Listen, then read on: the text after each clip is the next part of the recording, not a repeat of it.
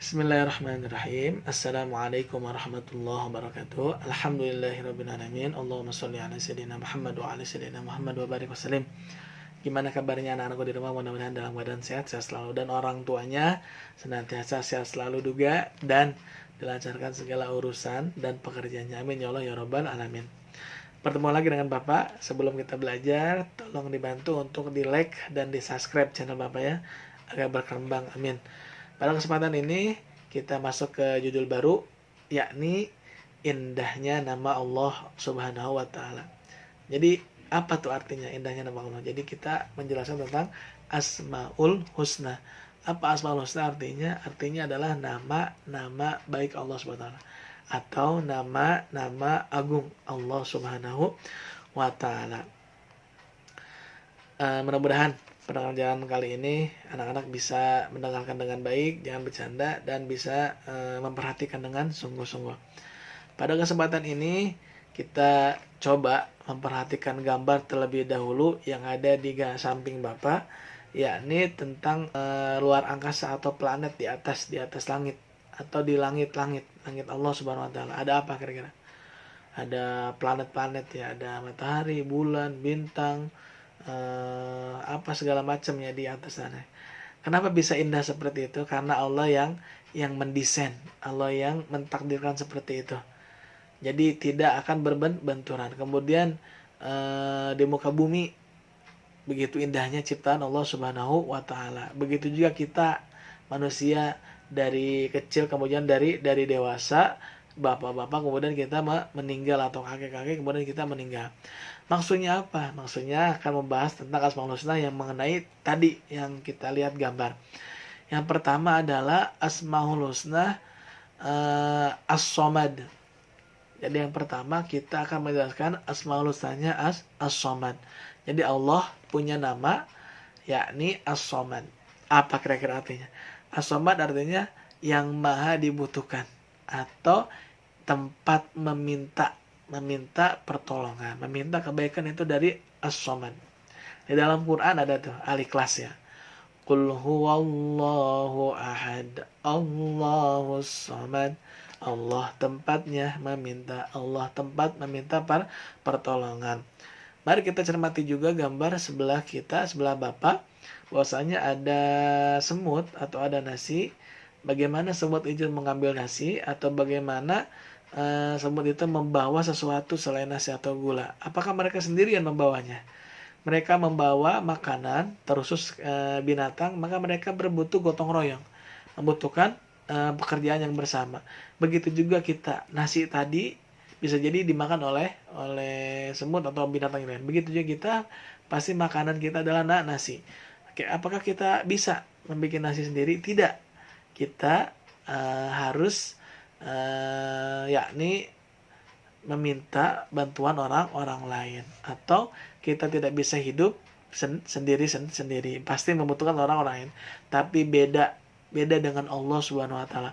Allah As-Somad, Allah yang maha dibutuhkan. Jadi Allah tidak membutuhkan siapapun, tetapi siapapun itu manusianya pasti membutuhkan Allah Subhanahu wa Ta'ala, khususnya orang beriman dan orang Islam. Jadi gambar tersebut yang menjelaskan kita sebagai manusia, atau nasi, atau semut, itu semuanya membutuhkan satu sama lain. Bapak membutuhkan kalian membutuhkan Bapak. Tapi ketahuilah bahwa Allah Subhanahu wa Ta'ala tidak membutuhkan apapun, tetapi Allah menciptakan apapun kebutuhan manusia, mengabulkan hajatnya. Maka As-Somad ini artinya adalah Allah tempat meminta. Jadi kita meminta kepada Allah Subhanahu wa Ta'ala apa aja yang kita inginkan. Dan jangan lupa berusaha ikhtiar. Begitu. Jadi yang pertama adalah Allah As-Somad, Allah tempat meminta, Allah tempat yang kita yakini bahwasanya Allah memberikan pengabulan doa kepada hambanya yang meminta. Maka adik-adik harus senantiasa rajin beribadah dan juga rajin meminta kepada Allah agar diberikan segala kemudahan, terus segala hajatnya dikabulkan. Jadi yang pertama adalah As-Somad, artinya Allah maha yang dibutuhkan. Jadi kita meminta kepada siapa? Meminta kepada Allah Subhanahu wa Ta'ala. Dan kita perlu kepada Allah, dan kita juga perlu pada manusia, saling membantu satu sama lain.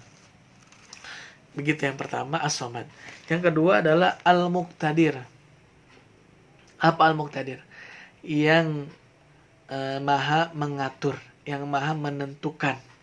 Seperti yang tadi Bapak bilang, contoh yang sebelumnya gambar di langit, planet, kemudian matahari, bulan, gak berbenturan. Coba kalau berbenturan, pasti akan hancur binasa. Gimana tuh? Indahnya kan? Indahnya ciptaan Allah. Jadi di langit, di angkasa banyak planet, banyak ukurannya besar juga, begitu matahari, bulan, segala macam ya. Tapi berjalan dengan porosnya, berputar dengan poros-porosnya. Coba kalau berbenturan, akan hancur. Kemudian pegunungan, pesawahan, angin, bulan, matahari, awan, bumi pun sendiri itu termasuk ciptaan Allah. Jadi Allah yang menentukan. Begitu ya kita pasti akan tiada. Jadi Allah menentukan segala sesuatu. Yakini Allah menentukan segala sesuatu. Jadi kalau kata kita nih adik-adik, kita punya rencana, tapi rencana Allah lebih baik. Begitu ya. Al-Muqtadir artinya Allah yang maha menentukan segala sesuatu, kejadian apapun atau ciptaan apapun itu terserah Allah Subhanahu wa taala. Mudah-mudahan adik-adik bisa memahami ya. Yang ketiga adalah al-Muqtadir. Al-Muqaddim, mohon maaf. Yang ketiga adalah Al-Muqaddim. Al-Muqaddim artinya Allah yang terdahulu. Jadi Allah ada sebelum sesuatu ada, Allah tetap ada setelah sesuatu ada.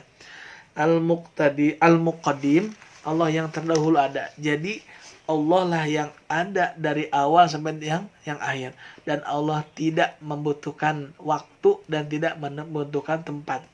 Jadi Allah ada sebelum adanya waktu, Allah ada sebelum adanya tempat. Kalau kita adanya kenapa? Karena sebab orang tua kita. Maka perhatikan contoh sebelumnya tadi. Ada bayi, ada anak kecil, anak muda, dewasa, bapak-bapak, kakek atau kemudian alam kubur atau kuburan. Nah, bahwasanya kita itu hidupnya dari anak kecil dulu, yang menyusui orang tua, kemudian anak-anak, dewasa, bapak-bapak, kakek, kemudian kita meninggal. Tapi Allah tidak seperti itu.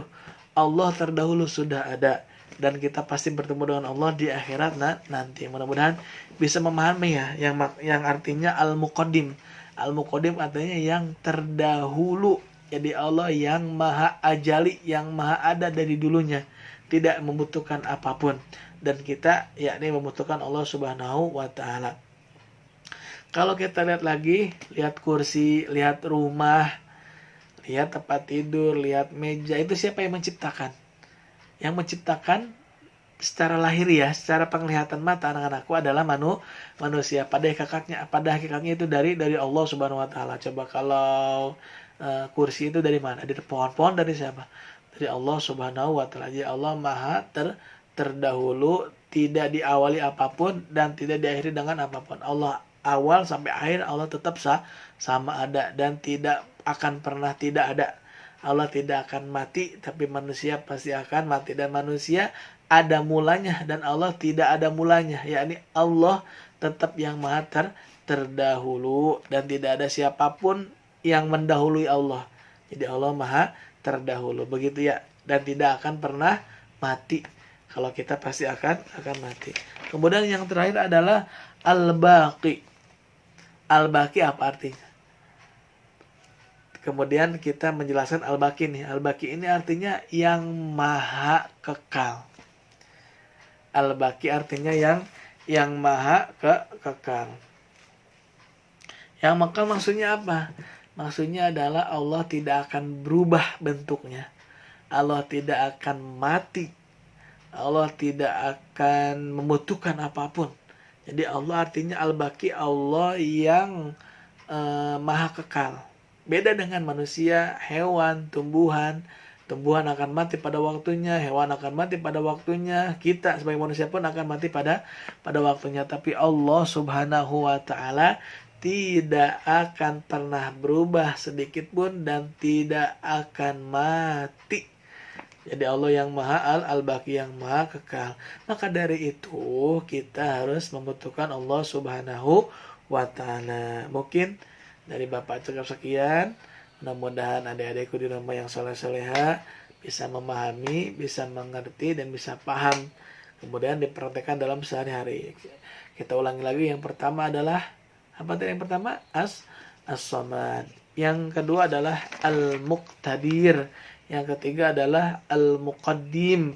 Yang keempat adalah Al-Baqi. Sekian dari Bapak, mudah-mudahan anak-anakku dalam keadaan sehat dan bisa memahaminya. Mohon maaf ada bila kekurangan, kesalahan. Pada sehat selalu di rumah ya. Sekian, terima kasih. Assalamualaikum warahmatullahi wabarakatuh.